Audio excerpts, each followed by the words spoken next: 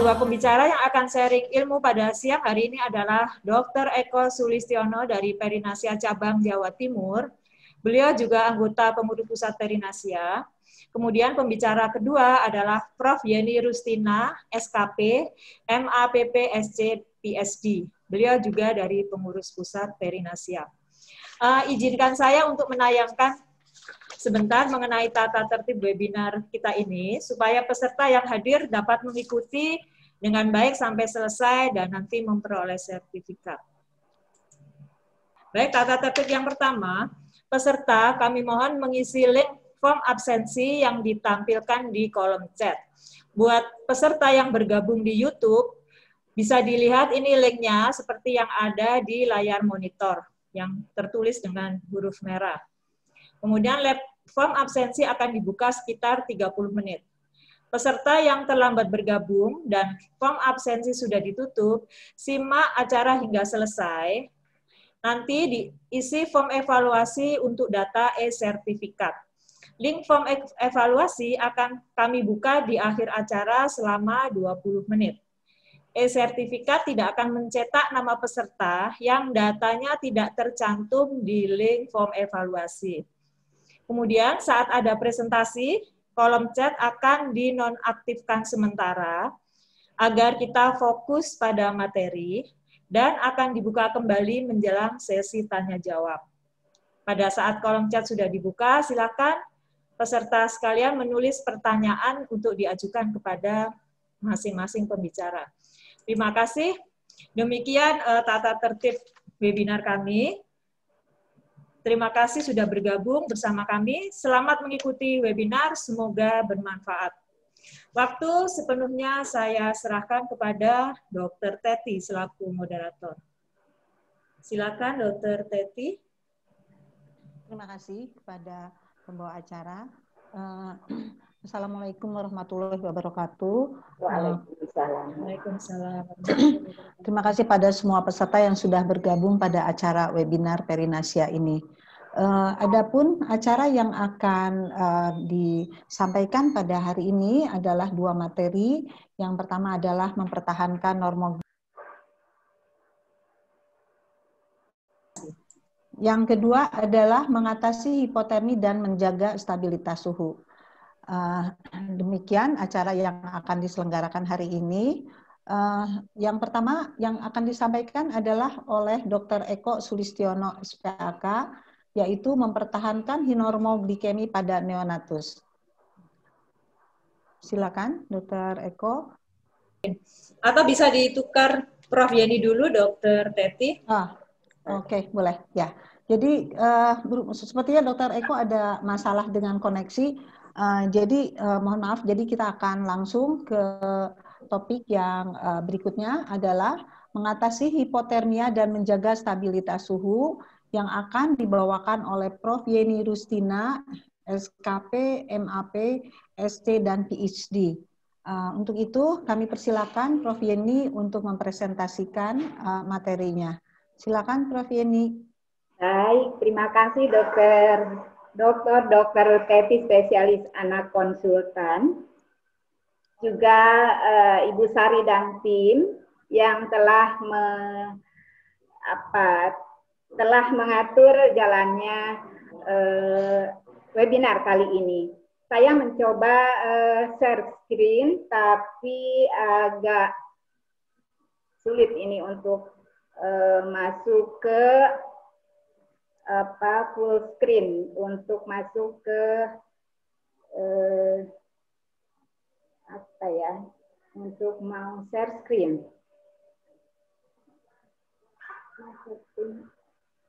Mohon izin sebentar. Ya. Mudah-mudahan sudah bisa terlihat, hanya mungkin belum kelihatan. Sudah jelas sih, Prof? Sudah jelas? Sudah jelas. Ya, baik, terima kasih sekali lagi Dr. Teti.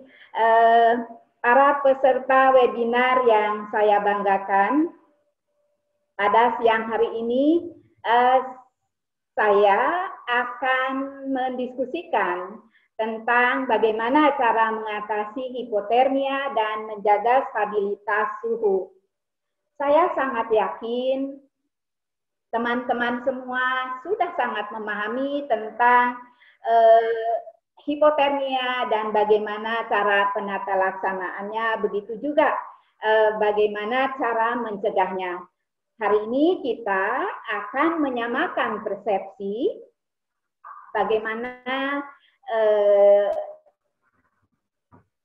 hal-hal tersebut kita lakukan, tentu utamanya untuk meningkatkan pelayanan maupun asuhan kepada bayi baru lahir yang saat ini masih menjadi masalah kesehatan baik di kita di Indonesia maupun di dunia.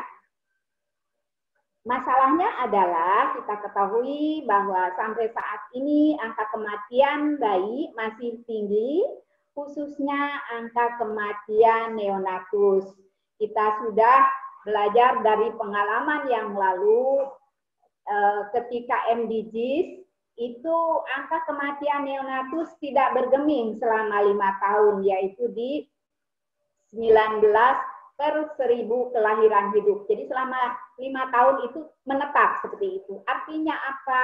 Artinya kita perlu upaya yang lebih lagi untuk meningkatkan kesehatan bayi baru lahir di Indonesia. Salah satu penyebab dari kematian neonatus adalah kelahiran bayi berat lahir rendah atau prematur yang penyebabnya diantaranya adalah hipotermia. Nah, kenapa hipotermia ini menjadi penting dan harus menjadi perhatian kita semua? Karena bukan hanya bayi kedinginan, tapi setelah bayi kedinginan itu bisa menyebabkan hipoksia, bisa menyebabkan hipoglikemia, dan bisa menyebabkan asidosis, yang akhirnya akan berujung di kematian. Nanti Dr. Eko pembicara berikutnya akan mendiskusikan bagaimana menjaga supaya kadar gula darah bayi baru lahir itu tetap terjaga dalam batas normal. Nah, tadi sudah saya sampaikan bahwa salah satu bayi yang mempunyai risiko tinggi mengalami hipotermia adalah BBLR atau prematur. Bayi-bayi yang lain juga sama mengalami risiko tinggi untuk mengalaminya, yaitu bayi kecil dari masa kehamilan. Bayi yang memerlukan resusitasi dalam jangka waktu yang lama. Nah, kalau kita mempunyai pengalaman menolong bayi baru lahir, itu biasanya sangat terfokus pada bagaimana bayi bisa segera bernafas.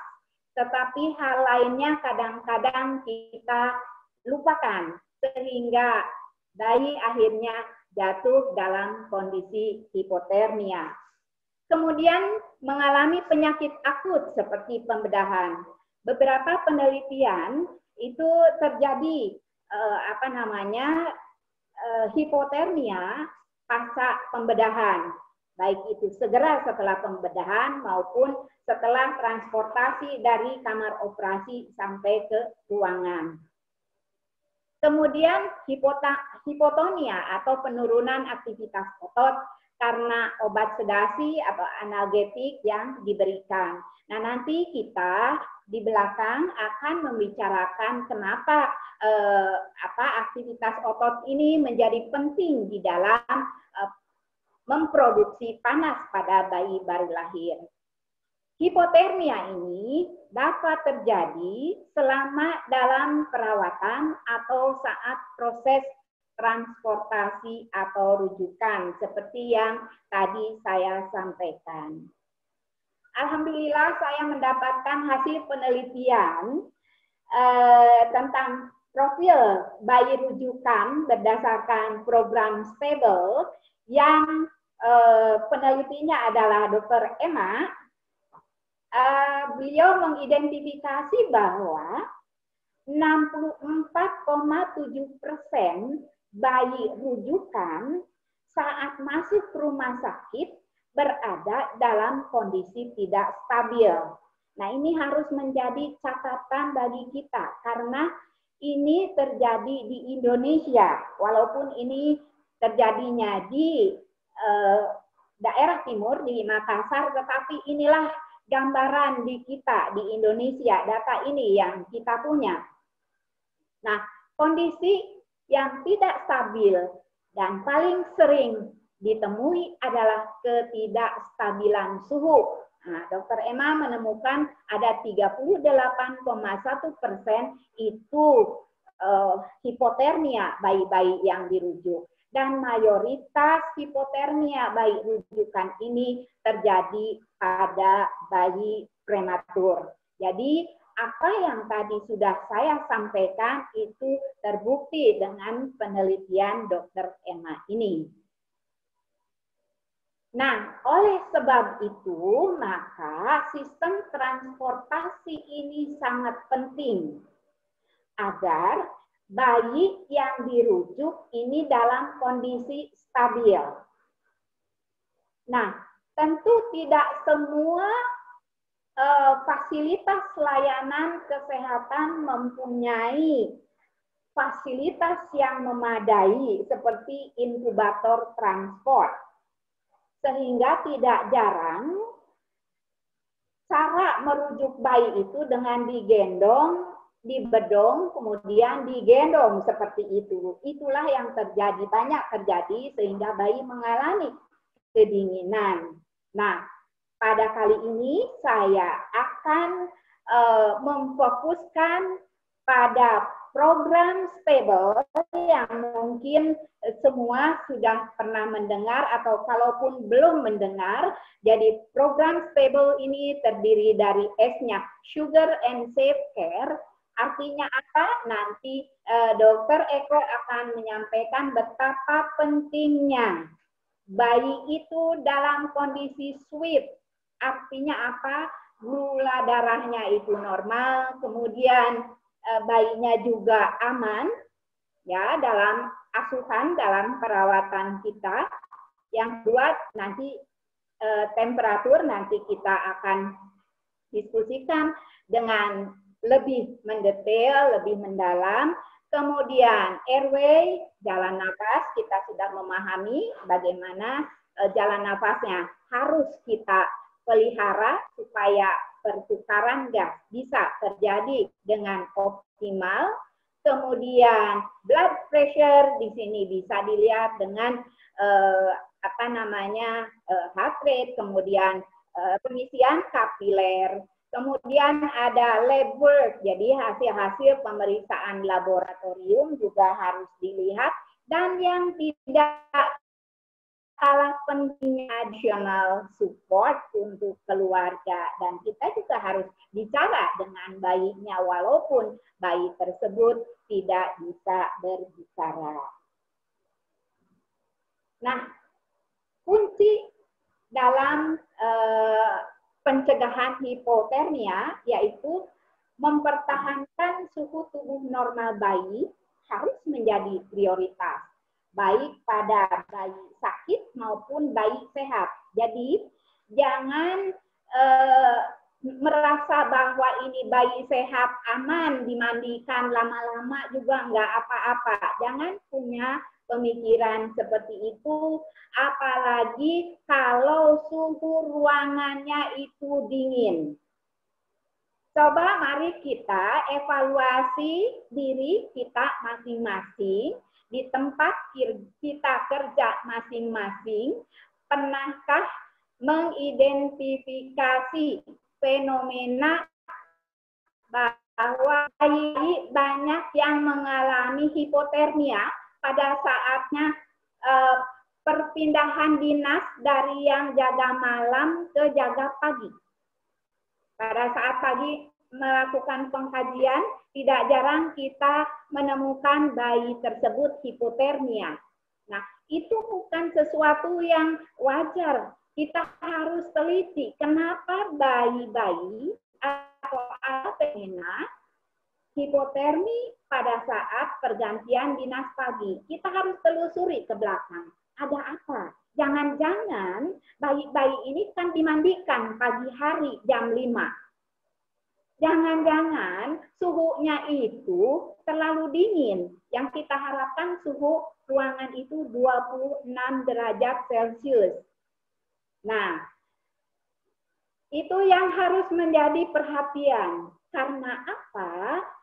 Data bayi hipotermi juga nanti akan berkaitan dengan penambahan berat badan atau kondisi bayi selanjutnya. Misalnya, ini kenapa ya bayi-bayi ini kok nggak naik berat badannya? Padahal kebutuhan cairannya tercukupi dan lain-lain.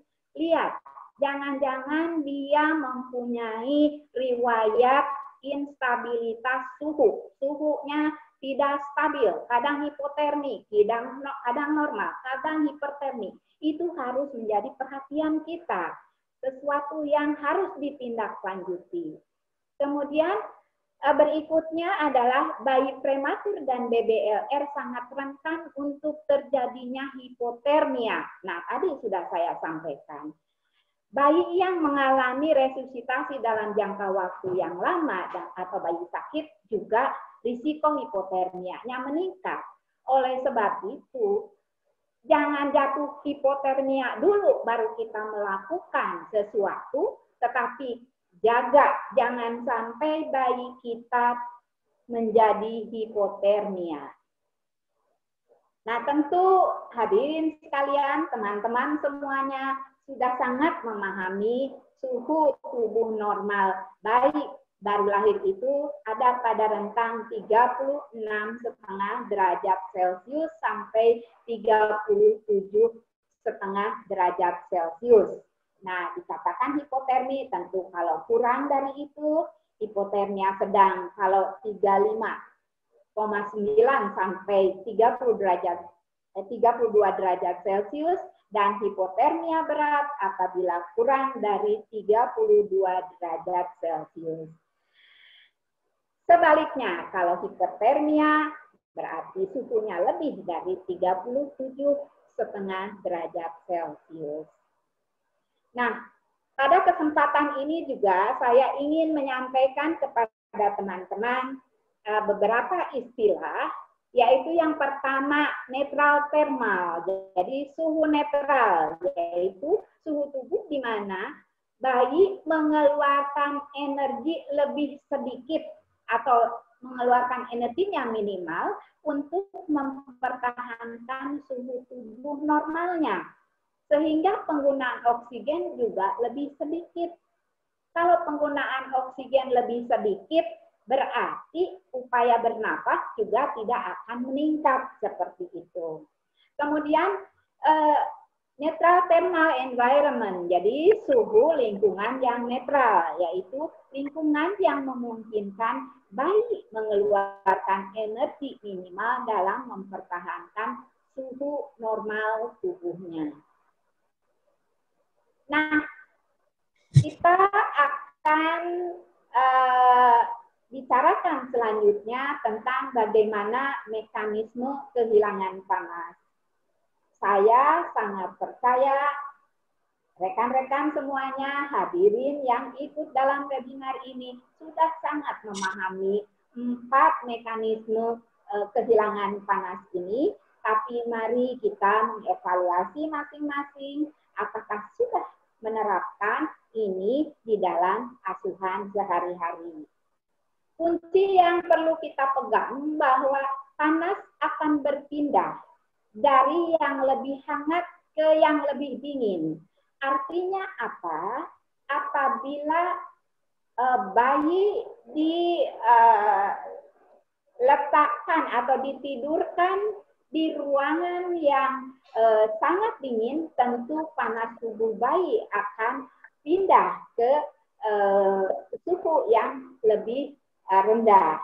Kemudian yang kedua, kehilangan panas akan lebih cepat bila terjadi melalui lebih dari satu mekanisme kehilangan panas.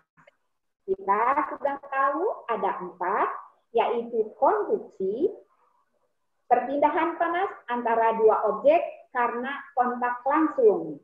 Nah, ini sering terjadi dan kadang-kadang karena kita terburu-buru, ya, karena terburu-buru di kamar bersalin atau dimanapun, di ruangan rawat bayi misalnya, kita lupa memberikan alas kepada timbangan bayi. Tidak jarang bayinya kaget begitu karena dingin. Nah, seharusnya kita memberikan alas yang hangat, kemudian dinolkan timbangan itu sehingga kita bisa mengukur berat badan bayi. Kemudian radiasi. Bila panas berpindah dari objek yang satu ke objek yang lain tanpa kontak langsung, itu juga bisa terjadi seperti di dalam gambar ini. Nah, suhu bayi tentu lebih panas. Kalau lingkungan di sini lebih dingin, panas ini akan pindah ke lingkungan yang ada di sekitarnya. Begitu juga misalnya pada saatnya kita melakukan intervensi di dalam inkubator. Inkubatornya penutupnya atau pintunya dibuka. Nah, bayi juga akan kehilangan panas, tetapi bukan saja karena radiasi, tetapi juga bisa saja karena konveksi, karena pintu inkubatornya dibuka. Kemudian konveksi yang barusan saya sampaikan bahwa perpindahan panas karena hembusan udara dingin. Ya, di antaranya adalah menempatkan bayi di depan pintu atau ibu menggendong bayinya di persis depan AC seperti itu atau di depan kipas angin, bayi akan kehilangan panas. Kemudian evaporasi, yaitu perpindahan panas karena penguapan. Nanti kita lihat bagaimana kulit bayi yang dingin itu bisa mempercepat penguapan, begitu juga apabila suhu tubuh atau badan bayi basah, misalnya bayi baru lahir, tidak segera dikeringkan, bayi akan kehilangan panas secara evaporasi. Nah, saya ingin membandingkan, memperlihatkan bagaimana ada dua bayi di sini, yang satu bayinya prematur dengan kondisi fisiknya seperti ini, posisi tidurnya yang pasrah seperti ini, sehingga luas permukaan tubuh bayi prematur ini relatif lebih besar dibandingkan dengan masa tubuhnya.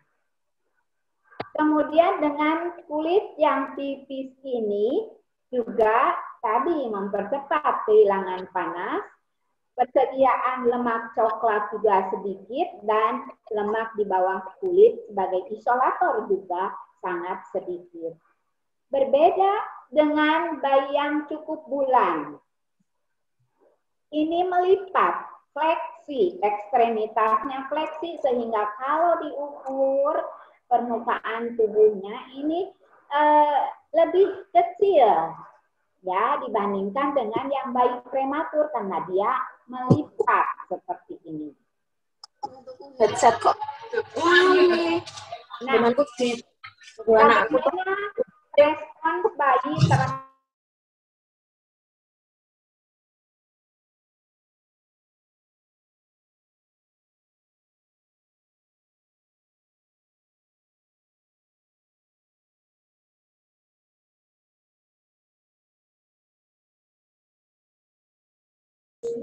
mohon maaf Bu Yeni, suaranya menghilang, bisa di unmute lagi.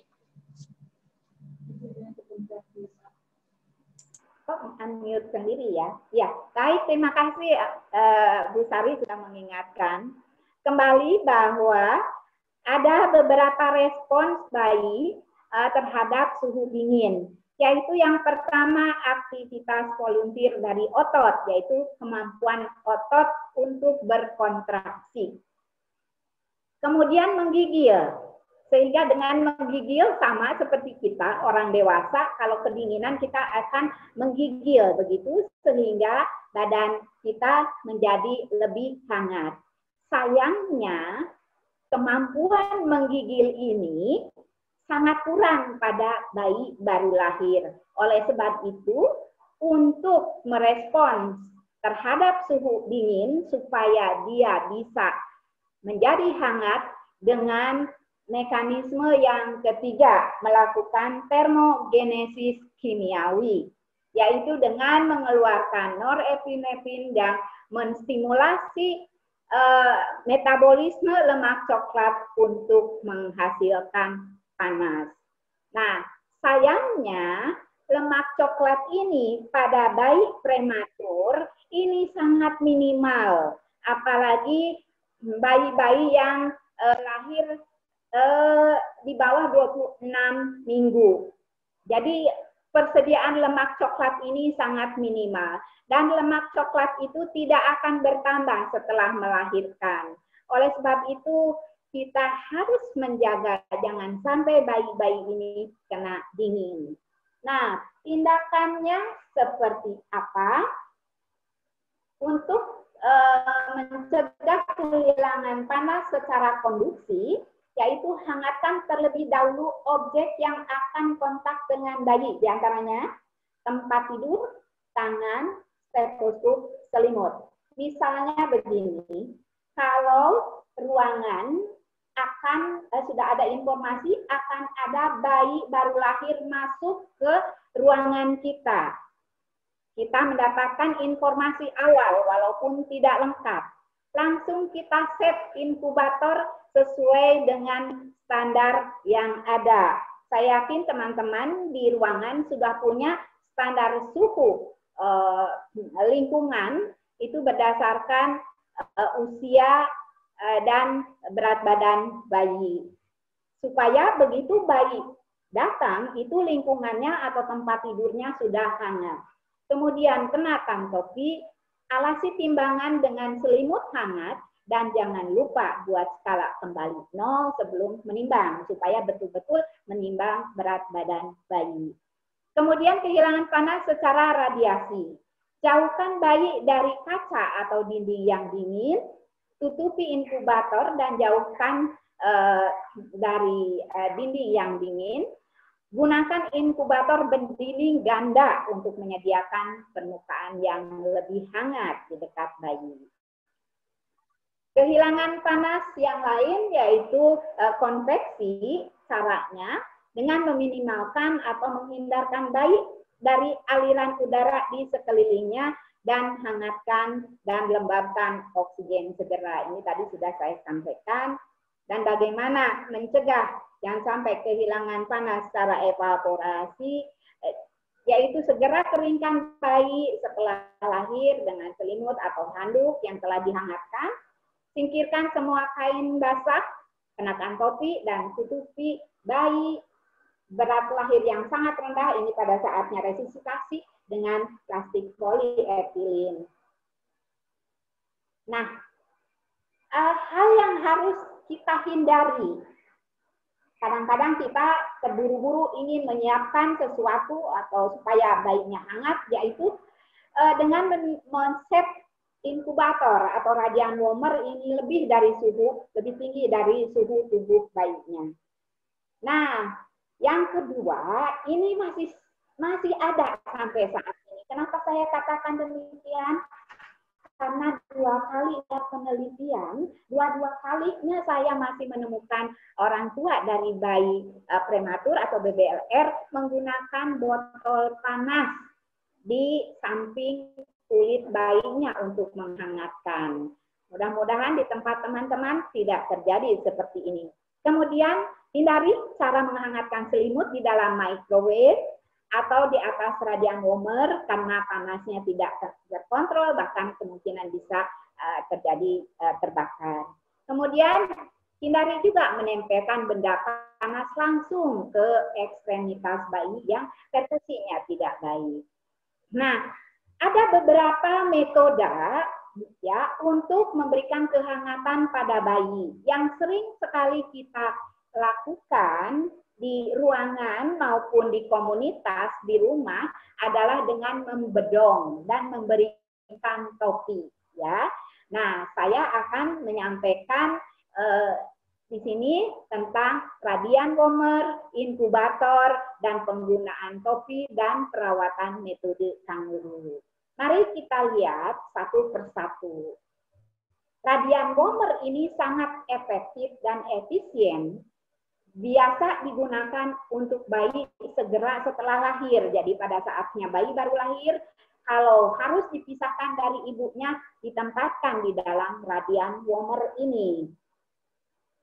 Tetapi penggunaan radian Wormer dapat meningkatkan insensible water loss (IWL), sehingga untuk perawatan rutin sehari-hari itu tidak dianjurkan menggunakan radian Wormer. Ya, jadi tidak dianjurkan menggunakan radian Wormer kecuali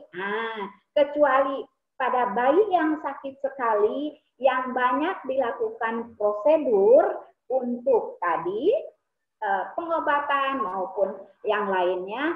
Nah, kita gunakan radian Wormer ini dengan memperhatikan tadi kekurangan dari radian Wormer tersebut. Kemudian inkubator. Inkubator ini adalah tempat yang ideal untuk bayi baru lahir. Kehilangan panas secara radiasi dan konveksi dapat dihindari atau diminimalkan.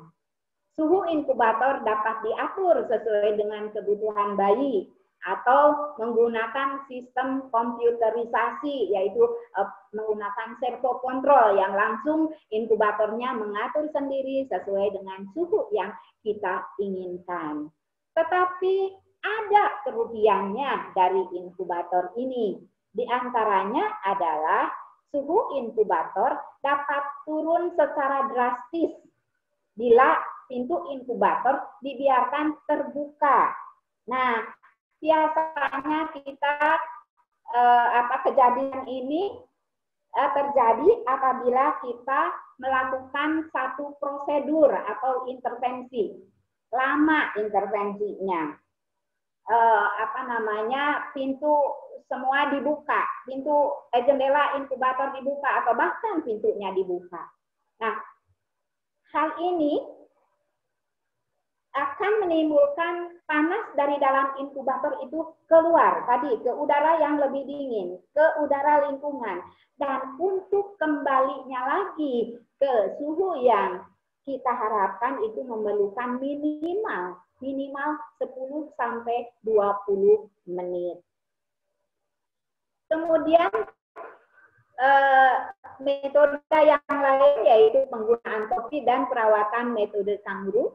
Metode kanguru ini metode yang mudah dan murah dan banyak sekali manfaatnya.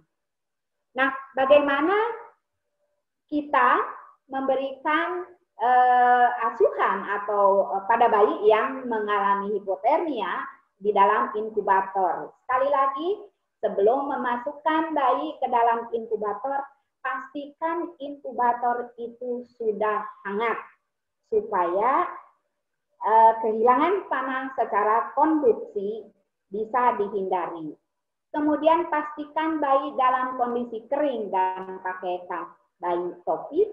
Kemudian monitor fungsi fisiologis bayi setiap 15 sampai 30 menit.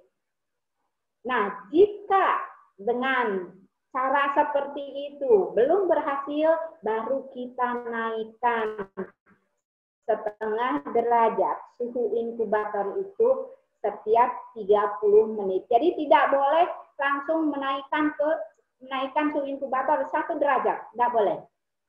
Bayinya akan stres. Ya, jadi perlahan-lahan dan maksimal juga 1 derajat. Kemudian inkubator ini tidak selamanya tersedia. Ya, tentu kita bisa mengevaluasi betul nggak sih inkubator itu tidak selalu tersedia. Kadang satu inkubator dihuni lebih dari 1 bayi begitu. Bukan kembar, tetapi ya kembar yang lain ibu, lain bapak begitu, seperti itu ya. Jadi kita harus cegah jangan sampai seperti itu. Caranya apa? Dengan perawatan metode kanguru. Nah, Kenapa perawatan metode kanguru ini menjadi penting? Karena perawatan metode kanguru merupakan inkubator alamiah. Kalau tadi inkubator itu, kalau bayinya masih dingin harus diputar, dinaikkan suhu inkubatornya setengah derajat Celcius per setengah jam. Kalau dengan perawatan metode kanguru tidak perlu diputar-putar karena panas dari tubuh ibu yang lebih panas akan mengalir ke tubuh bayi. Begitu juga sebaliknya, kalau bayi hipertermi mungkin suhunya lebih tinggi akan pindah ke suhu ibu melalui proses konduksi.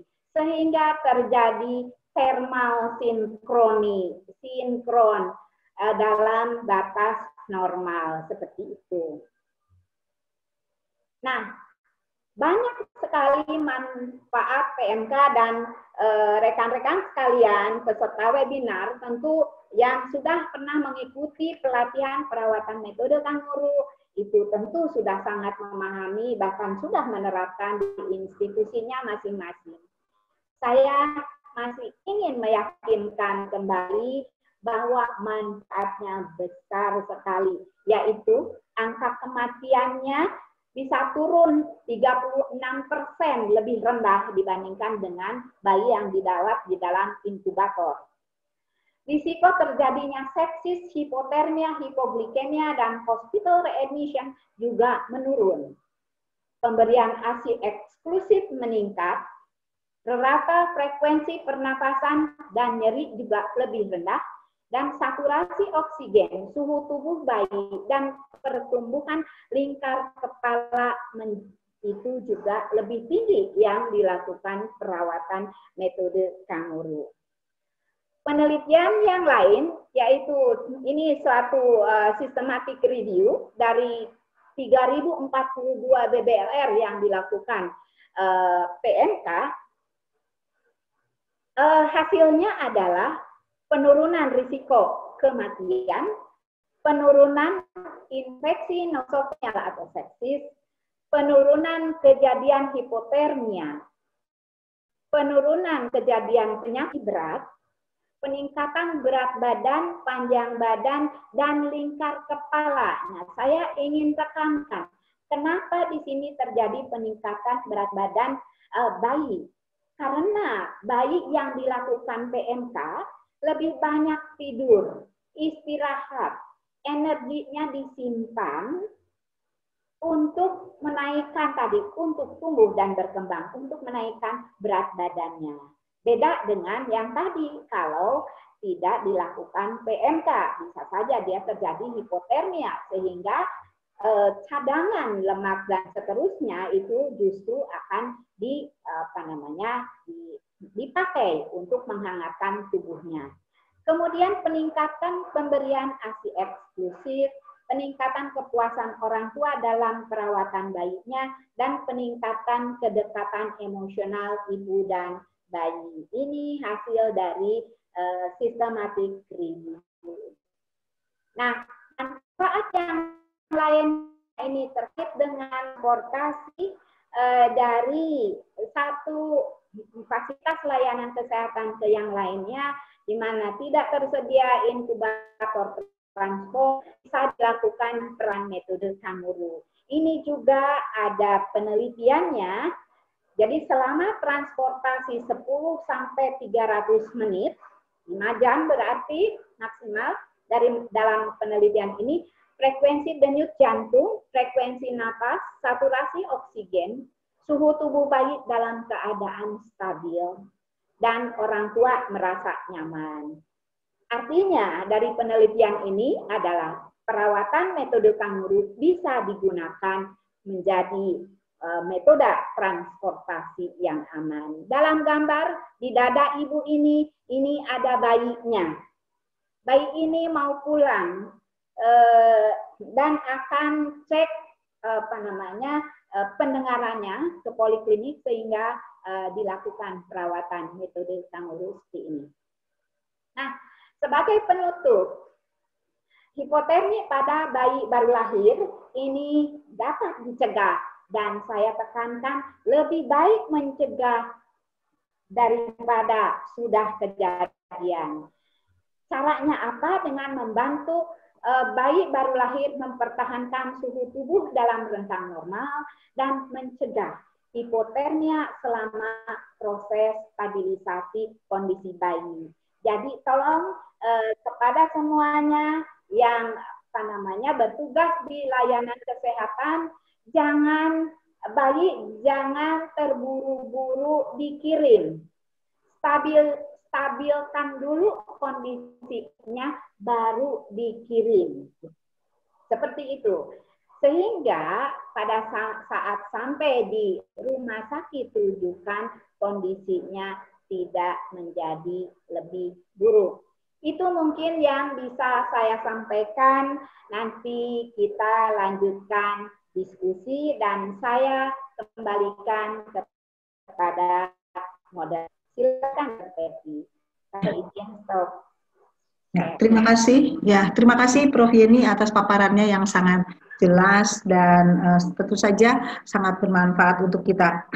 Sebelum kita beralih ke pembicara kedua, tadi saya ingin membacakan dulu kurikulum vitae dari Prof. Yeni Rustina. Beliau adalah guru atau dosen di Fakultas Ilmu Keperawatan Universitas Indonesia. Ya, betul ya, Prof? Kemudian, betul, Dok. Ya, pendidikan formalnya adalah untuk sarjana keperawatan di FKUI, kemudian Master of Applied Science in Nursing di Sydney University tahun 92, kemudian visiting scholar at the School of Nursing di Birmingham, Amerika 2003, dan sebagai Doctor of Philosophy di Chiang Mai, Thailand tahun 2005. Selain itu, beliau juga sering mengikuti course-course dan training, baik itu di dalam negeri maupun di luar negeri. Dan beliau sangat aktif dan beliau mengikuti berbagai macam organisasi, salah satunya adalah Perinasia yang kita cintai ini. Mungkin demikian untuk kurikulum vitae Prof. Yeni. Terima kasih, Prof. Terima kasih, Dok. Kami akan melanjutkan pada pembicara yang kedua. Silakan untuk Dr. Eko, yaitu untuk topik mempertahankan normoglikemi pada neonatus oleh Dr. Eko Sulistiono, SPAK. Sebelum dimulai, saya akan membacakan dulu kurikulum vitae dari Dr. Eko, yaitu Dr. Eko tinggal dan sebagai dosen di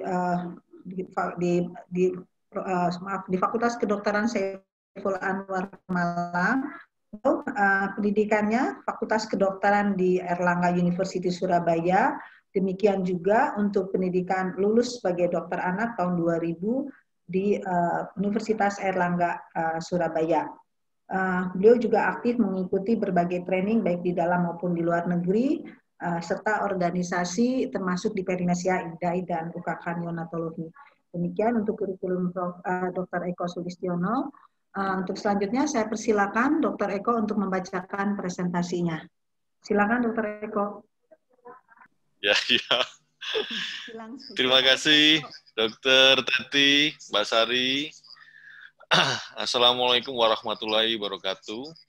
Selamat siang dan salam sehat untuk semua sahabat Perinasia seluruh Indonesia.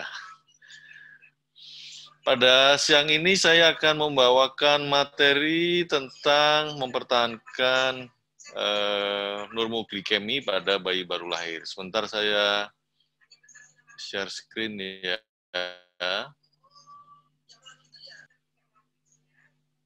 Sudah ya? Sudah. Oke, ya, sudah jelas. Oke, terima kasih. Baiklah. Materinya adalah mempertahankan normoglikemi pada neonatus atau bayi baru lahir. Seperti tadi Prof. Yeni sudah menyampaikan bahwa materi ini adalah dasarnya adalah kita melakukan stabilisasi pada setiap bayi baru lahir. Bayi-bayi yang sebagaimana kita ketahui setiap bayi yang lahir harus didampingi oleh petugas kesehatan. Kemudian apabila kita melakukan resusitasi, ya, setelah bayinya bernafas, ya, maka kita harus lakukan stabilisasi. Ya, salah satunya tadi Prof. Yeni menyampaikan harus menjaga temperatur suhu, ya, supaya bayinya tidak jatuh dalam kondisi yang hipertermi. Kemudian yang lebih penting, yang penting lagi adalah menjaga kadar gula darah bayi tersebut supaya tidak jatuh ke dalam kondisi yang jadi pada neonatus glukosa itu merupakan sumber energi yang utama, terutama untuk otak, fungsi otak, ya. Semua fungsi, tapi yang paling utama adalah fungsi otak. Jadi, otak menggunakan sebagian besar glukosa untuk metabolisme energi tersebut, ya. Tapi simpanan glikogen cerebral itu terbatas, ya. Jadi, bayi tersebut, otak tersebut memerlukan transport glukosa yang adekuat ke otak, ya. Pemakaian glukosa lebih tinggi dibandingkan dengan produksi glukosa itu sendiri, ya. Ini terjadi pada bayi baru lahir. Jadi penggunaan glukosa, ya, otak itu mencapai 90% dari total konsumsi glukosa. Jadi yang paling, ya, karena itu kan otak termasuk organ yang sangat vital, ya. Jadi semua glukosa diarahkan ke arah otak, ya.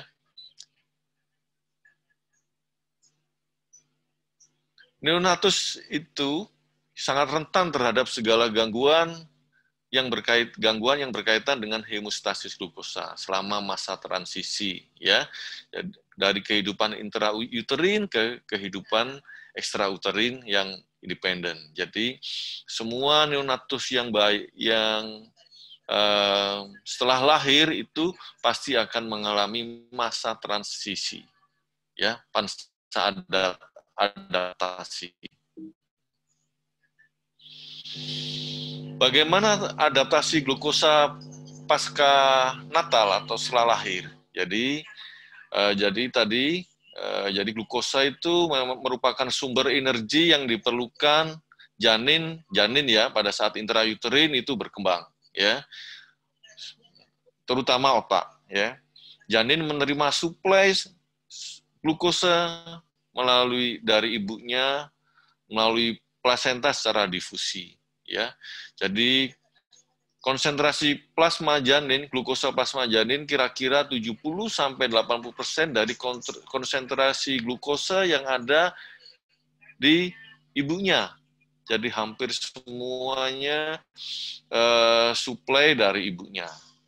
Jadi tapi insulin ya ibunya tidak bisa melewati plasenta sehingga janin harus memproduksi insulin sendiri.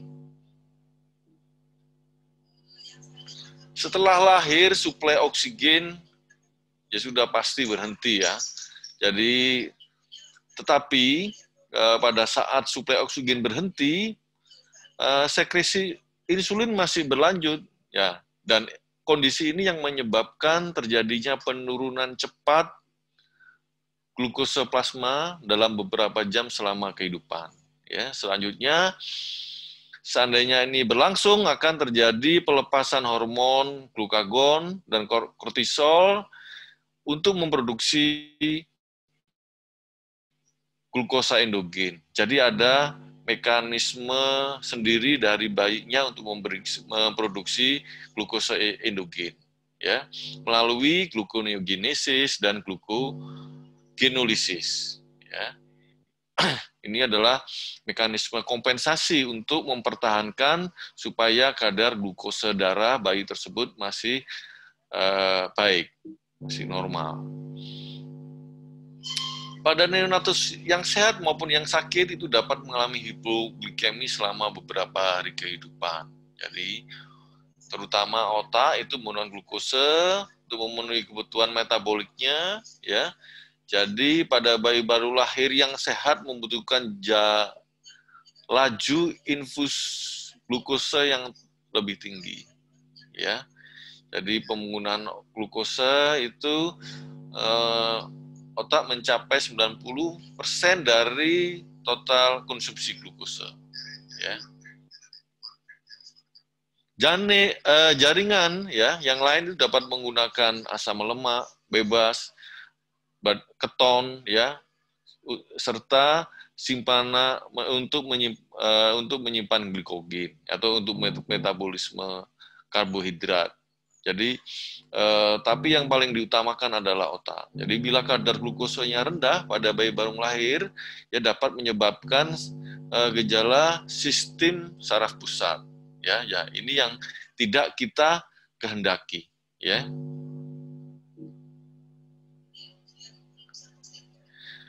Tentang insiden hipoglikemi itu diperkirakan 1 sampai 5 per 1000 kelahiran hidup. Ya. Jadi terutama 80% pada bayi yang BMK, besar masa kehamilan, terutama pada bayi yang lahir dari ibu yang menderita diabetes. Ya, jadi penting juga melakukan screening ke ibunya, apakah ibunya punya penyakit diabetes mellitus, ya.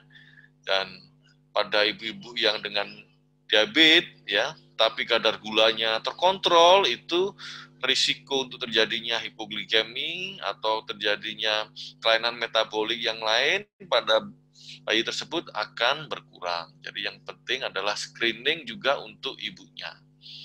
15% itu terjadi pada bayi prematur atau bayi yang IUGR.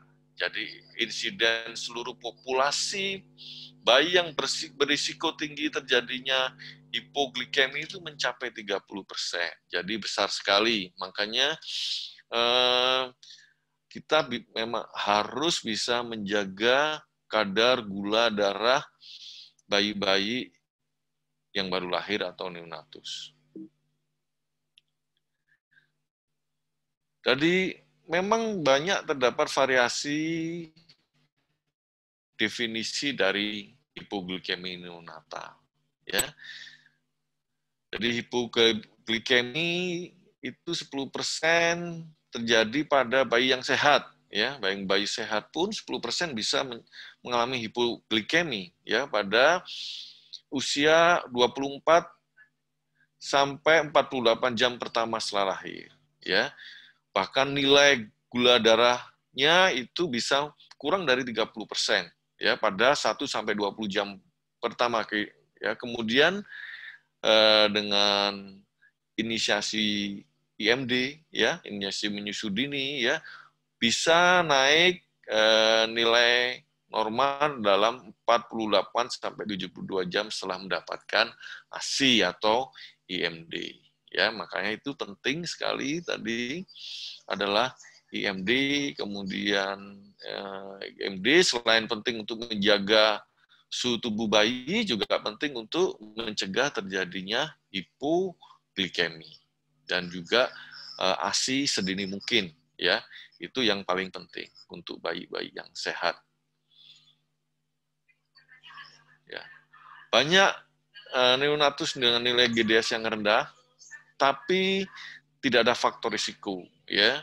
Ibunya dengan diabetes, berat badannya normal, ya, dan secara klinis tidak menunjukkan gejala. Juga ada neonatus yang ada faktor risiko, tetapi secara klinis tidak ada gejala atau asimptomatis, atau tidak menunjukkan hipoglikemi, ya, artinya dari hasil lab GDS-nya normal. Jadi definisi hipoglikemi masih kontroversial. Jadi terdapat kurangnya korelasi bermakna antara nilai GDS, gejala klinis, dan gangguan tubuh kembang. Ya, jadi yang diperlukan adalah diagnosis dini atau screening ya. Dan kalau memang sudah kita dapatkan kelainan hipoglikemi, maka pengobatan yang cepat dan tepat dapat mencegah komplikasi yang lebih serius. Sebagian besar konsensus ya mendefinisikan bahwa hipoglikemi itu terjadi bila pada pemeriksaan kadar gula darah sesaat itu kurang dari 45 mg per desiliter. Ya. Jadi ini tadi sudah saya sampaikan bahwa masih kontroversi ya, konsensusnya adalah kadar gula darah kurang dari 45 mg per desiliter ya. Karena ada yang disebut hipoglikemi transient yang terjadi pada kurang dari 5 hari, atau hipoglikemi bahkan bisa terjadi hipoglikemi persisten bila terjadi lebih dari 5 hari. Jadi ada beberapa bayi yang mempunyai faktor risiko terjadinya hipoglikemi, ya. Bayi yang mengalami hiperinsulinisme, ya. Bagaimana yang mengalami hiperinsulinisme adalah bayi-bayi yang dengan ibu diabetes mellitus, ya, atau dengan ibu yang diinfus glukosa. Bayi yang dengan besar masa kehamilan, bayi yang dengan kecil masa kehamilan, ini semuanya mempunyai resiko untuk terjadinya hipoglikemi.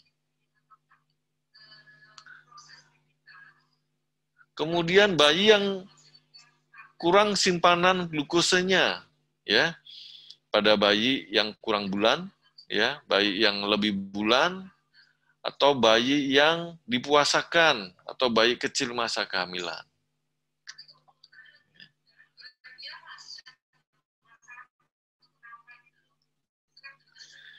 Kemudian faktor risiko juga terjadi pada bayi yang mengalami peningkatan pemakaian glukosa, ya.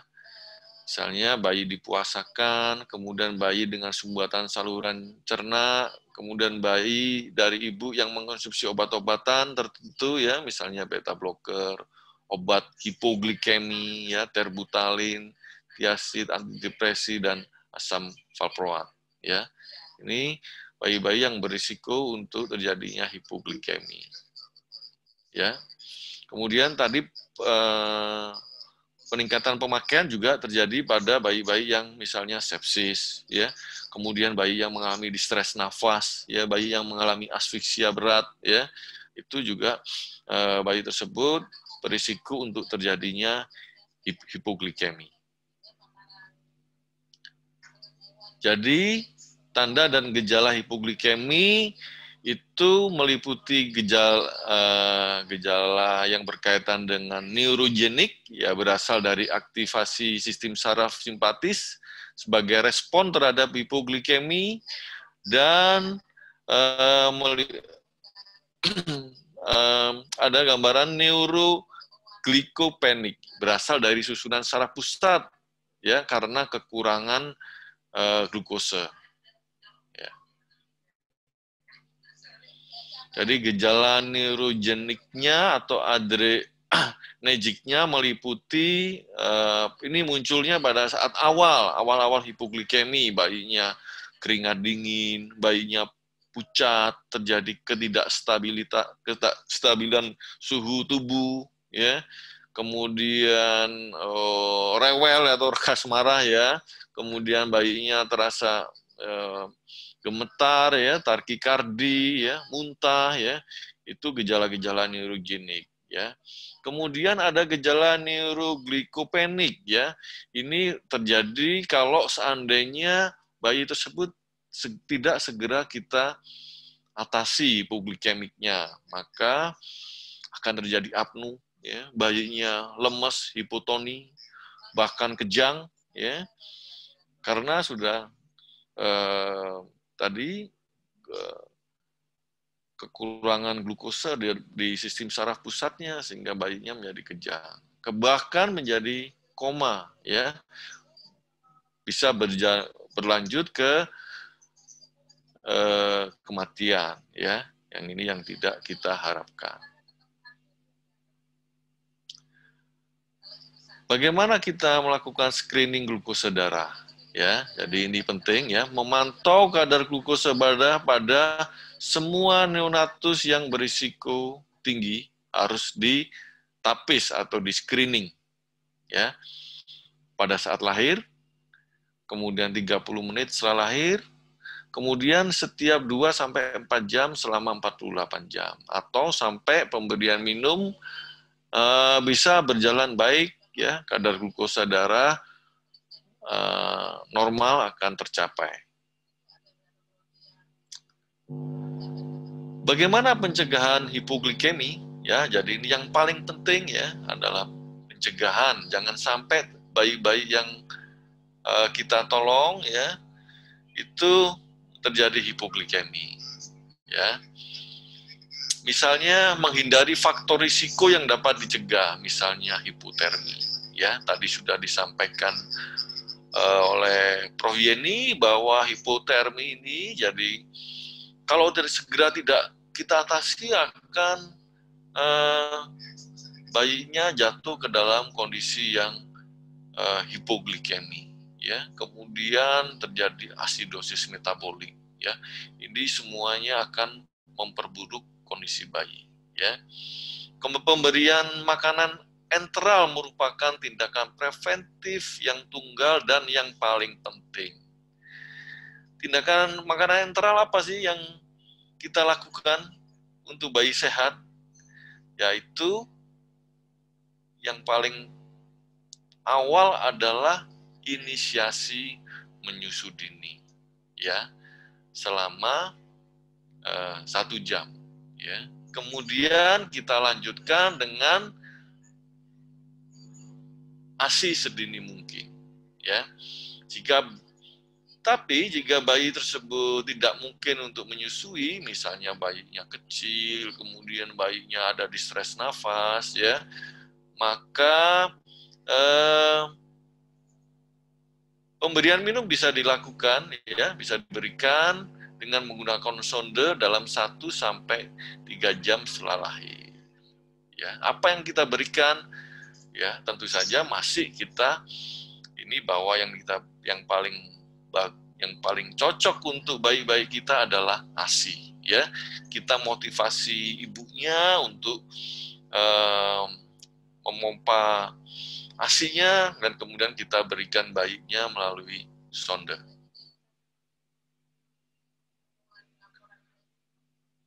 Neonatus yang berisiko tinggi ya harus dipantau glukosanya sampai asupannya penuh, ya. Misalnya sampai dia minum full feed, ya, kemudian 3 kali pengukuran normal, yaitu di atas 45 mg per desiliter, ya, yang diperiksa sebelum pemberian minum. Bila hal ini gagal, jadi misalnya sudah kita beri minum, ternyata masih tetap ya, kadar darahnya kurang dari 45, bahkan timbul gejala hipoglikemik, ya. Misalnya bayinya tremor, ya, ada jetre, ya, kemudian bayinya lemes, ya, maka harus kita lakukan tata laksana hipoglikemi, ya. Tapi sebelum itu bisa kita lakukan infus glukosa 10%, ya. Kemudian kita pantau kadar glukosanya, glukosa darahnya. Jadi bagaimana kalau seandainya bayi tersebut mengalami hipoglikemi, ya? Jadi sudah ada gejala hipoglikemi, bayinya letargik atau bayinya jetre bahkan kejang, ya. Itu tata laksana hipoglikemi ini tujuannya adalah membuat konsentrasi glukosanya, glukosa darah normal, ya, secepat mungkin, ya. Kemudian menghindari episode hipoglikemi lebih lanjut, ya, sampai terjadinya homeostasis glukosa normal, ya, terjadinya homeostasis glukosa pada bayi tersebut, ya.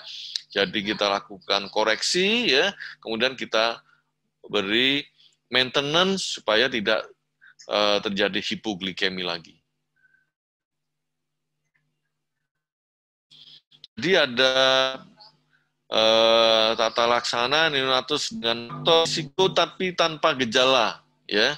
Tetap kalau nggak ada gejala, misalnya bayinya BBLR, tapi nggak ada gejala, bayinya sehat, tonus otot baik, tidak ada distres nafas, maka dilakukan IMD, kemudian segera dilakukan ASI sedini mungkin, mulai minum lebih awal, lebih sering dalam 4 jam pertama.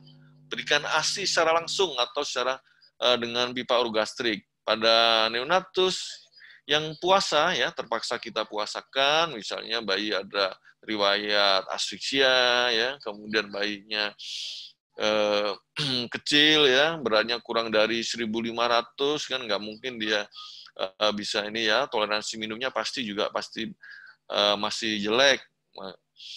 Maka infus dextrose 10% dengan glukosa infusion rate yaitu 4-5 mg per kilogram berat badan per menit, ya. Pada neonatus dengan hipoglikemi, ya, GIR dapat ditingkatkan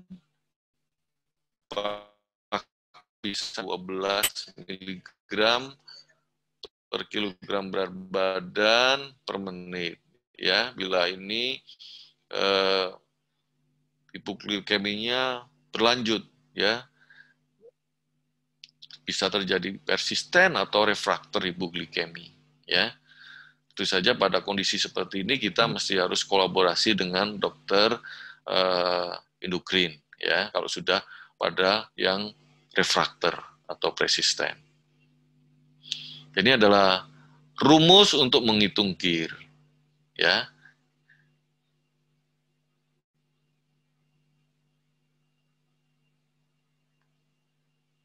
Bagaimana dengan tata laksana pada neonatus yang sakit dan ada gejala hipoglikemi, ya, bayinya letargi, kejang, ya, maka bila kita periksa GDS-nya kurang dari 45 mg, maka diberikan bolus atau loading dextrose 10%, 2 mili per kilo dengan kecepatan 1 mili per menit.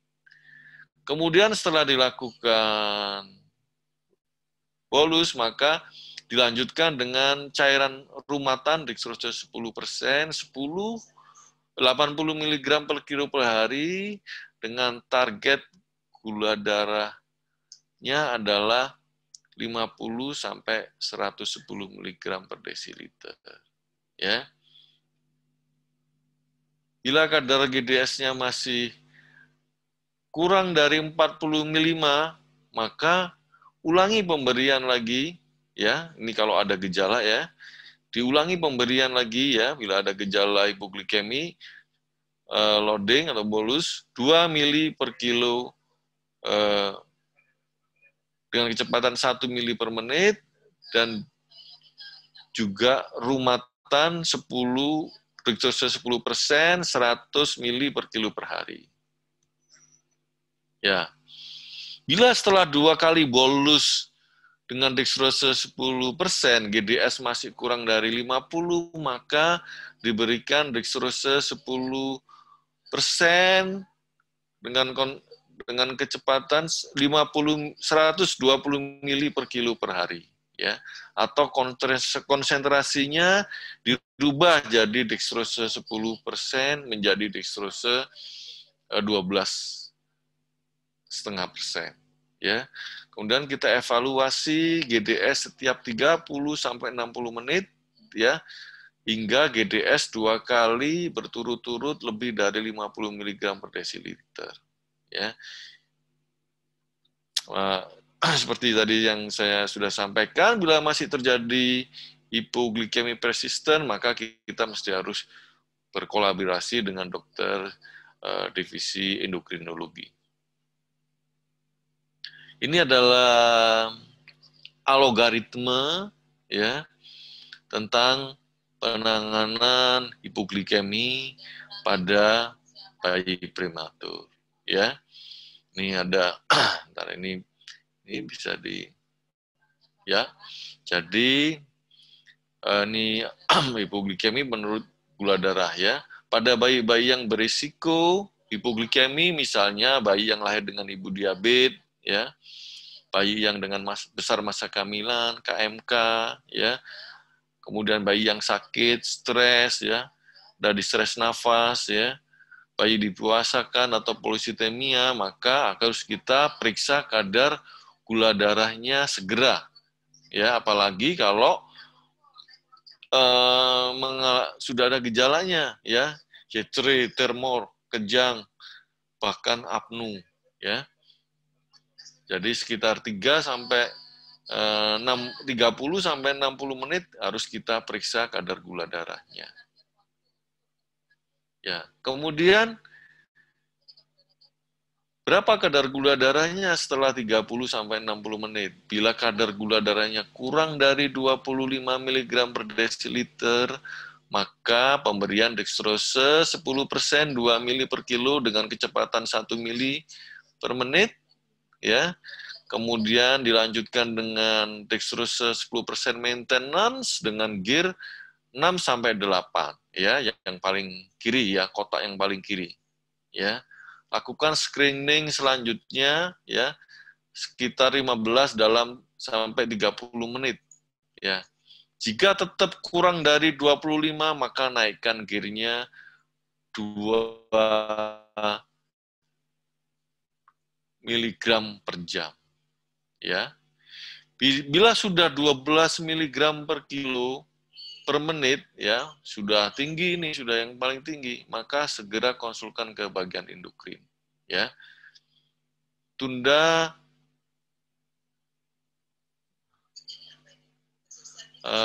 asupan enteral, mulai asupan sering jika GDS normal dan bayi stabil dan dapat minum, ya.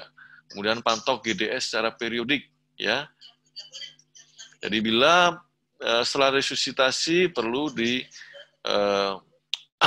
periksa dulu, ya, stabilkan dulu, ya. Kemudian bila GDS-nya antara 25 sampai 40 mg per desiliter, ya, maka segera minum dalam 4 jam atau pasca lahir, ya. Kemudian kalau bayinya bisa minum, kalau nggak bisa ya harus kita lakukan infus tadi, maintenance, ya, dextrose 10% dengan GIR 4 sampai 6 tadi, ya. Jadi kalau tidak bisa, ada kontraindikasi secara enteral, maka bisa diberikan dextrose dengan GIR 4 sampai 6, ya. Pantau kadar gula darah secara periodik. Kalau pada pemeriksaan pertama GDS-nya lebih dari 45, maka meskipun bayinya berisiko, ya, kemudian segera minum ASI, ya, pasca lahir. Pantau atau screening GDS, ya, pada bayi berisiko hingga pemberian minum dapat ditoleransi dengan baik, ya. Jadi pemantauan gula darah bisa dihentikan setelah bayi minum penuh, dan gula darah setiap 1 jam dalam 3 jam pertama lebih dari 45 mg per desiliter. Pemeriksaan bisa dihentikan, bayi perlu terapi dextrose IV, ya. Memantau dilanjutkan hingga infus dextrose diturunkan bertahap, ya, sampai bayinya minum penuh, ya. Jika gejalanya muncul lagi, maka kita kembali lagi mulai dari awal lagi, ya. Jadi penghentian pemeriksaan glukosa bisa kita hentikan bila bayi telah mendapat minum penuh dan pemeriksaan sebanyak 3 kali, hasilnya lebih dari 40 sampai 45, ya. Dan bila hasilnya menurun lagi, maka kita tata laksana kembali ke awal. Ya, Terima kasih, Dokter Teti.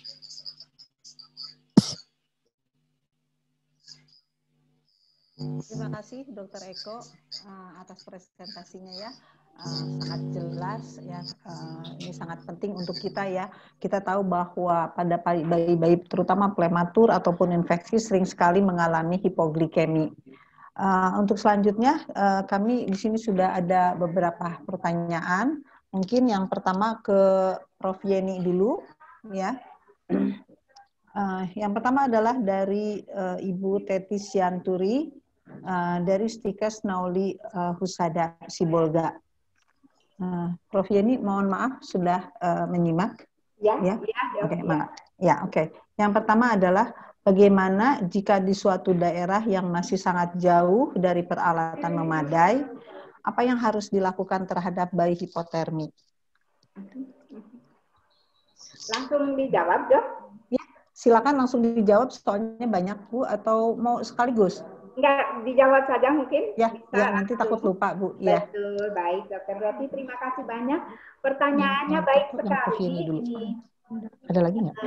Bagaimana Cuma ini satu. kalau ada Yang bayi lain Dokter Eko ada. sementara fasilitasnya tidak tersedia. Tadi saya sudah menyampaikan bahwa perawatan metode kanguru adalah metode yang alamiah, yang manfaatnya banyak, yang bisa dilakukan di mana saja, mau di kota, mau di perbatasan, mau di mana saja. Kebetulan tadi saya juga melihat ada juga pertanyaan terkait dengan di perbatasan begitu, di mana tadi ibunya mengalami perdarahan, PMK belum bisa dilakukan. Kembali saya tekankan bahwa perawatan metode kanguru itu tidak hanya bisa dilakukan oleh ibu, tetapi juga pengganti ibu. Bisa ayah bayi, bisa nenek bayi. Jadi mereka bisa menggantikan kalau ibunya tidak memungkinkan melakukan perawatan metode kanguru. Jadi kembali lagi tadi Dokter Teti yang bertanya tentang fasilitas belum tersedia untuk untuk memberikan kehangatan pada bayi, misalnya inkubator dan seterusnya. Saya sarankan praktekkan perawatan metode kanguru karena tidak ada alat khusus untuk bayi kecuali topi untuk bayi. Bayinya hanya menggunakan popok, ya.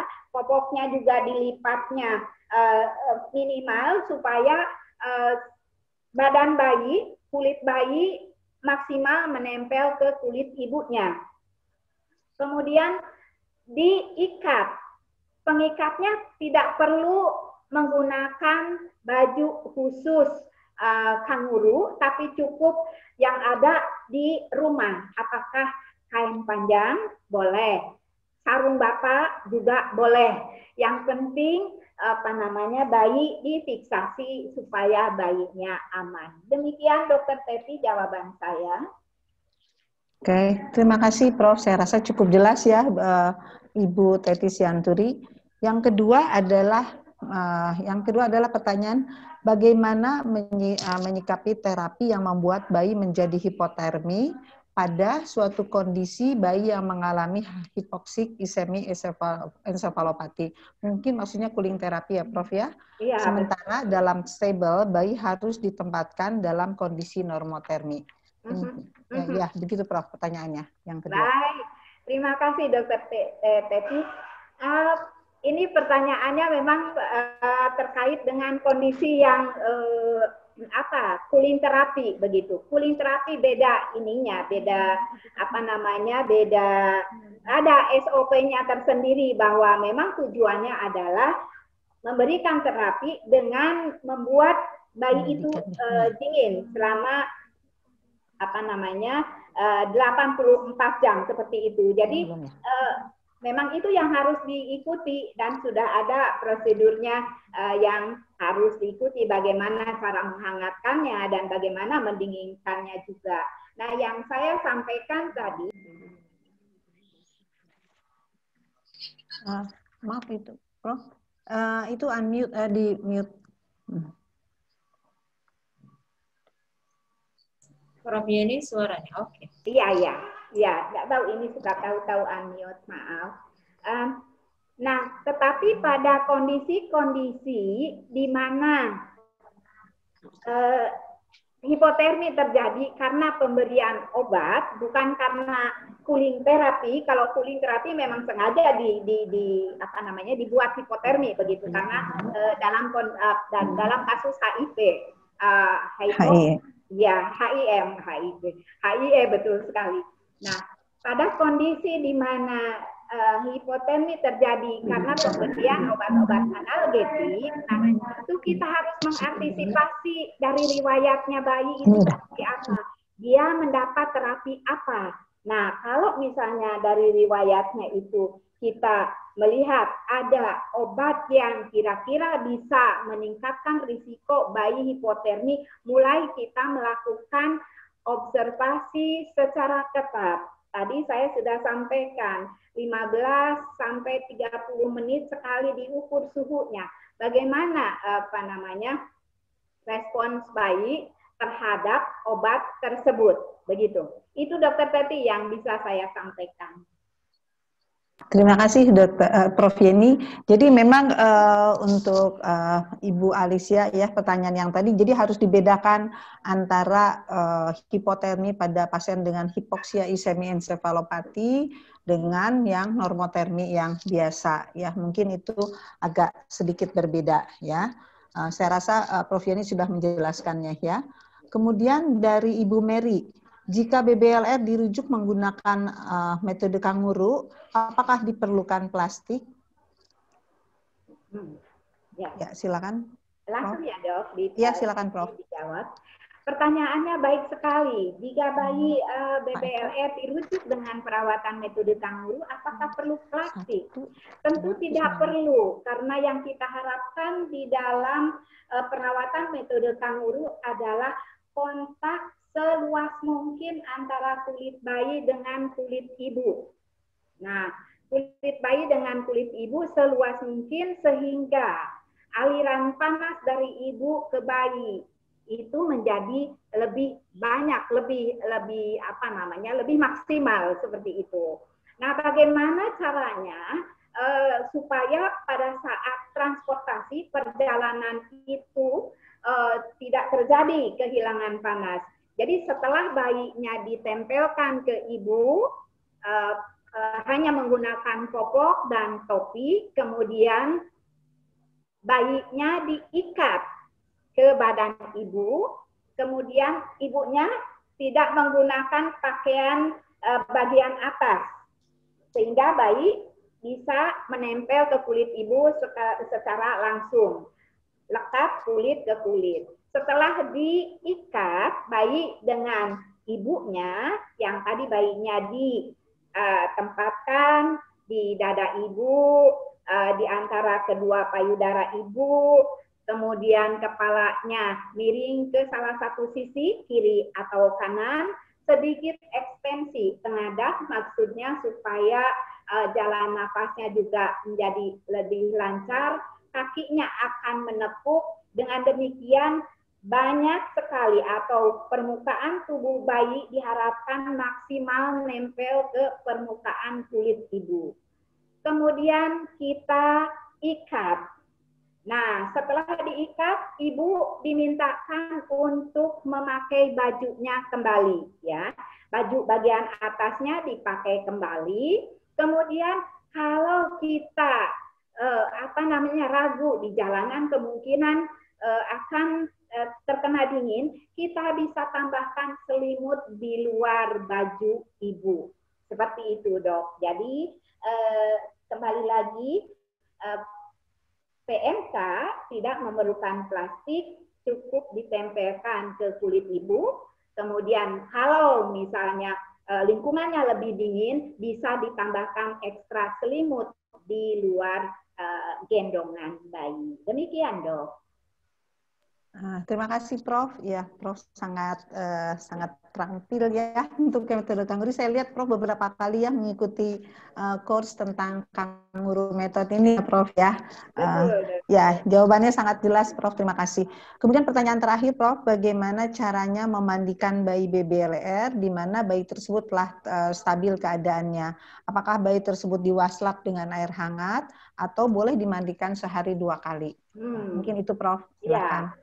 Baik, terima kasih Dokter Teti. Jadi ini kebiasaan memandikan itu sepertinya dari seperti kajian ya. Jadi satu yang saya ingin tekankan kepada teman-teman yang luar biasa di lapangan, memang ini ibu asuh yang luar biasa ini teman-teman. Pertama, memandikan bukan sesuatu yang rutin, tetapi memandikan sesuai dengan kebutuhan. Jadi tidak perlu misalnya memandikan, sehari harus 2 kali misalnya memandikan di rumah sakit ini, di ruang perina ini memandikan harus sehari 2 kali. Bukan itu yang kami harapkan sebetulnya. Memandikan sesuai kebutuhan bayi. Kalau bayinya sedang hipotermi, tidak perlu dimandikan, namanya juga sedang hipotermi, kedinginan. Kembali tanyakan ke diri kita sendiri, kalau kita sedang kedinginan, apakah kita mau mandi? Itu. Nah, apalagi bayi kecil, bayi berat lahir rendah. Ya.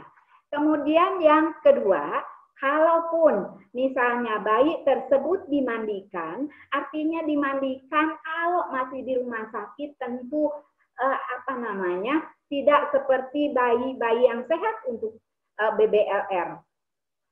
Karena bayi yang sehat tentu akan dirawat di rumah. Jadi tadi lihat kondisi, kalau memang perlu dimandikan, kotor dimandikan, itu namanya hanya sebatas dielap, tidak di pure begitu. Walaupun memang banyak penelitian, ada penelitian bagaimana cara memandikan. Jadi ada yang membandingkan memandikan dengan mandi rendam, dengan memandikan dengan swaddling di bedong, sambil di bedong. Rupanya memandikan bayi sambil di bedong itu lebih efektif dalam mencegah terjadinya hipotermia. Jadi sekali lagi untuk memandikan jangan 2 kali seharinya yang kita perhatikan, tetapi apakah bayi itu perlu mandi apa tidak berdasarkan kondisi bayi. Kalau bayinya hipotermi jangan maksa dimandikan.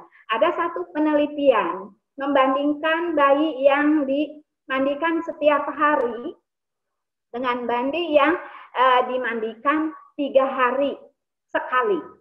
Ternyata hasilnya tidak ada perbedaan koloni kuman. Jadi artinya itu tadi bahwa kita membersihkan bayi harus sesuai dengan kondisi bayi. Demikian Dokter Teti yang bisa saya sampaikan.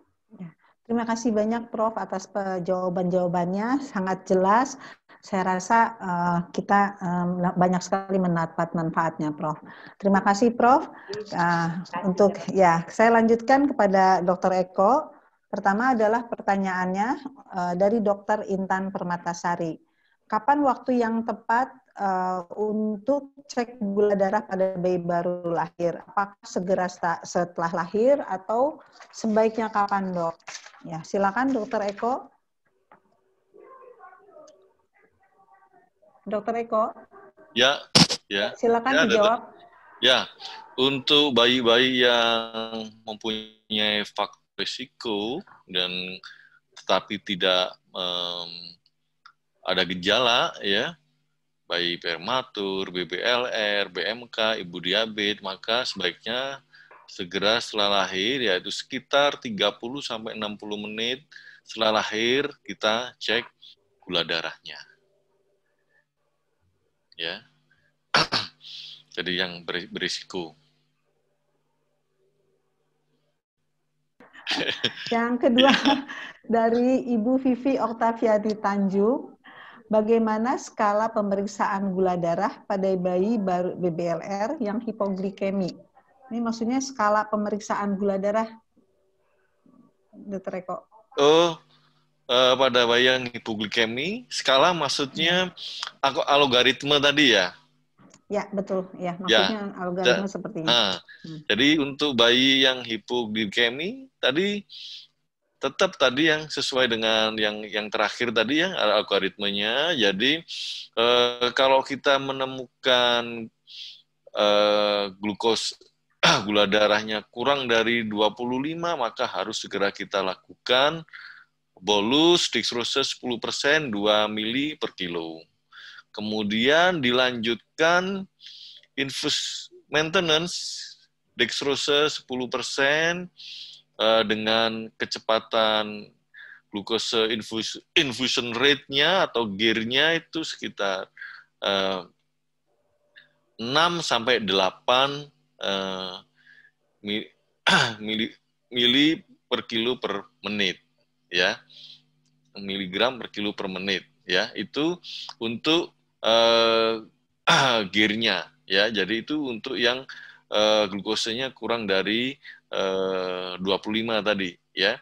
Kalau yang sama sebenarnya seperti yang glukos yang ini, kalau ada faktor risiko, ada gejala ya, setiap ada gejala hipoglikemi dan kita periksa dan kadar gula darahnya memang kurang dari 45, maka segera kita loading dextrose 10%, 2 mili per kilo, kemudian kita lanjutkan sama tetap cairan maintenance ya. Cairan maintenance dextrose dengan GIR 6 sampai 8 ya. Kemudian yang paling penting adalah pemantauan ya, kita periksa 1 sampai 2 jam berikutnya ya. Kita periksa kadar gula darahnya ya. Jadi seperti itu. Memang kadar darahnya masih kurang dari 45 ini. Tapi sudah nggak ada gejala, Dok. Ya sudah kita naikkan GIR-nya. Jadi 8 bisa sampai 10. Atau bahkan tadi kan bisa sampai 12 kalau kita bertahap caranya menaikkan bertahap. Dengan target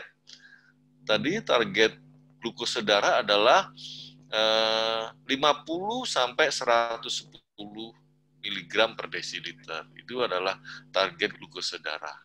Ya, jadi memang ini kita kalau sudah bayi dengan hipoglikemi itu pemantauannya harus memang benar-benar ini ya setiap jam kalau perlu ya, sampai 2 kali pemeriksaan baik ya, dan maintenance kita lanjutkan, mungkin minum enteral kalau sudah tidak ada kontraindikasi untuk minum enteral, bayinya diberi minum enteral ya, misalnya bising ususnya bagus ya, bayinya sudah bisa BAB, bising ususnya bagus, maka bisa kita kombinasi dengan enteral ya. Enteral apa yang kita pilih ya? Enteral yang kita pilih yang paling penting adalah yang tentunya adalah ASI ya. Kalau ASI-nya belum ini, Dok, ya enggak. Ini sebaiknya yang paling cairan yang masuk pertama kali ke pencernaan bayi adalah ASI ya. Kita kan sudah dengan ada cairan maintenance dari infus ya, kita nggak usah ini lagi. Jadi tapi biasanya sih kalau saya dengan motivasi ke ibunya, ASI-nya akan tetap akan banyak ya. Mungkin itu, Dok, yang bisa. Terima kasih Dr. Eko. Bu Vivi, saya rasa sangat jelas ya untuk algoritma dari hipoglikemi ini. Kemudian pertanyaan selanjutnya, Dr. Eko, apakah bayi yang telah didiagnosa mengalami hipoglikemi akan berpengaruh selanjutnya terhadap tumbuh kembang? Ya, jadi kalau memang hipoglikemi kemudian ada sudah ada gejala yang menyangkut otak ya, misalnya bayinya kejang ya, nah, itu harus kita pantau terus untuk tumbuh kembangnya. Biasanya kalau masih dalam perawatan kita lakukan USG kepala ya, kemudian kita lakukan EEG ya, itu untuk salah satu untuk kita memantau ini apa keterlibatan susunan saraf pusat atau otak pada pasien-pasien dengan hipoglikemi yang sudah mengalami gejala susunan saraf pusat atau gejala otak, ya, kejang, bayinya letargi, ya, itu dok mungkin, ya. Ya. Terima kasih Dokter Eko. Ya, jadi Ibu Lis, jadi betul, jadi untuk yang pasien-pasien dengan hipoglikemi, jadi kita harus follow up untuk tumbuh kembangnya. Ya. Kemudian pertanyaan berikutnya adalah bagaimana dengan bayi baru lahir yang sehat tanpa resiko, kemudian bayi baru lahir yang sehat bisa bertahan hingga 2 hari tanpa diberikan ASI, mengikat ASInya kadang-kadang belum keluar setelah melahirkan. Apakah itu berbahaya jika kita tidak memberikan apa-apa atau ASInya sangat sedikit, Dr. Eko? Ya, ya, terima kasih dok. Jadi memang ada yang disebut transien, ya. Transien itu apalagi bayinya sehat. Kalau bayinya sehat, dia masih bisa ada kompensasi untuk memproduksi glukosa sendiri dari dalam, glukosa endogen, ya. Sebenarnya dengan IMD, kemudian ASI secara dini dan motivasi ibunya untuk memberi ASI itu tinggi, maka ASI itu akan keluar, ya. Kemudian dan sebenarnya meskipun sedikit pun itu cukup untuk bayi tersebut, ya. Jadi bayi yang baru lahir tidak perlu harus minum langsung banyak 20-30 cc, nggak perlu, ya. Jadi kalau bayinya sehat, kita nggak usah khawatir untuk jadinya hipoglikemi, ya. Tapi yang penting ya itu tadi IMD, ya. Pada saat IMD pasti akan keluar ASI-nya, ya. Tapi kebanyakan ibu-ibu kan, dok masih belum keluar, padahal waktu di ASI-nya dihisap itu kita nggak tahu kalau sebenarnya itu keluar sedikit-sedikit, itu dia akan keluar. Dan sebenarnya itu juga cukup untuk bayinya, ya. Mungkin itu, dok. Ya. Ya.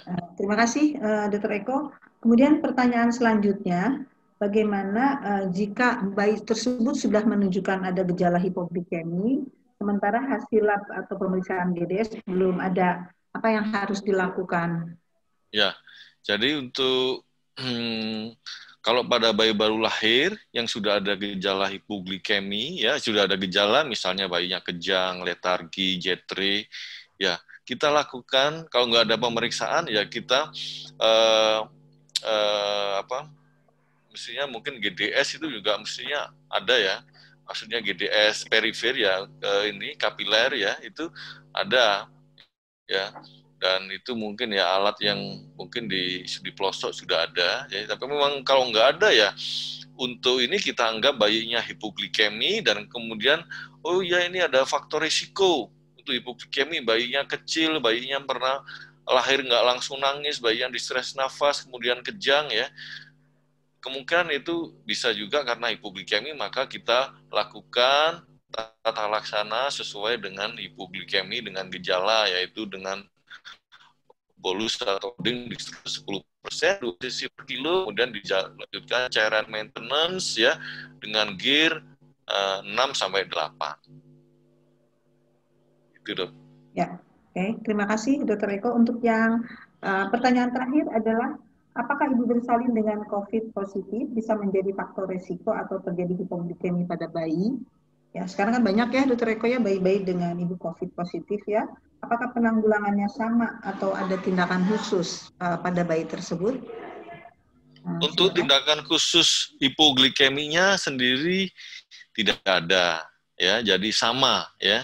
Jadi dan kalau bayinya sehat sih kok dengan COVID itu selama ini sih kita belum menemukan bayinya hipoglikemi sih, ya. Kemudian cuman penanganan untuk COVID-nya sendiri, misalnya bayinya dipisah dari, kalau sudah ibunya positif, ya, bayinya dipisah dari ibunya, ya. Kemudian ya kalau yang bisa ibunya dimotivasi untuk melakukan protokol kesehatan, bisa ASI, atau kalau nggak bisa, kalau edukasinya jelek, bayi ibunya kurang bisa ini untuk melakukan protokol kesehatan, ya harus kita pisah, ya. Kemudian minumnya apa yang kita berikan? Minumnya ya kalau bayinya sehat, ya dengan ibu COVID, tetap masih bisa dengan ASI, ya. Tentu saja cara memerahnya, ya, menyediakan ASI-nya itu juga harus melalui protokol-protokol yang sudah ditentukan, ya. Seperti itu. Ya, jadi kalau memang nggak bisa dilakukan protokol kesehatan, ya terpaksa kita beri susu formula. Tapi kita usahakan dulu ASI dulu yang kita berikan, ya. Mungkin itu, Dok. Terima kasih, Dr. Eko. Saya rasa sudah cukup untuk yang sesi ini. Jadi terima kasih sebesar-besarnya saya ucapkan kepada Prof. Yeni dan juga Dr. Eko yang sudah memberikan presentasi yang sangat baik dan sangat jelas. Mungkin kesimpulan sedikit ya pada sesi ini. Jadi penting untuk menjaga suhu pada bayi-bayi baru lahir dengan penanganan yang adekuat sehingga tidak terjadi hipotermi yang akan menimbulkan komplikasi yang berat pada bayi. Selain itu, untuk Dr. Eko, ya kita harus melakukan screening untuk bayi-bayi yang mempunyai risiko untuk terjadinya hipoglikemi, sehingga bayi tidak menjadi hipoglikemi, dan pada pasien dengan hipoglikemi, terutama yang sudah bergejala, harus dilakukan follow up supaya tidak terjadi keterlambatan dari tumbuh kembang. Mungkin demikian yang saya sampaikan. Terima kasih atas kesempatannya menjadi moderator kepada Perinasia Pusat. Dengan ini saya kembalikan kepada pembawa acara. Terima kasih, Mbak Sari. Terima kasih, Dr. Eko, Bu Yeni, dan Dr. Teti. Terima kasih banyak sudah berbagi ilmu di webinar Perinasia yang ke-10 pada siang hari ini menjelang sore. Jumlah peserta yang hadir ini di Zoom ada 998, 1000 sudah. Yang di YouTube ada sekitar 130 orang. Baik, Bapak Ibu sekalian, peserta webinar Perinasia, terima kasih sudah bergabung di acara kami. Webinar selanjutnya akan dilaksanakan minggu depan, Selasa 1 Desember 2020. Jamnya sama dengan hari ini, dengan tema pentingnya menyusui dan persiapannya. Sekali lagi kami ucapkan terima kasih kepada pembicara dan moderator. Kami akan share form evaluasi untuk diisi oleh peserta.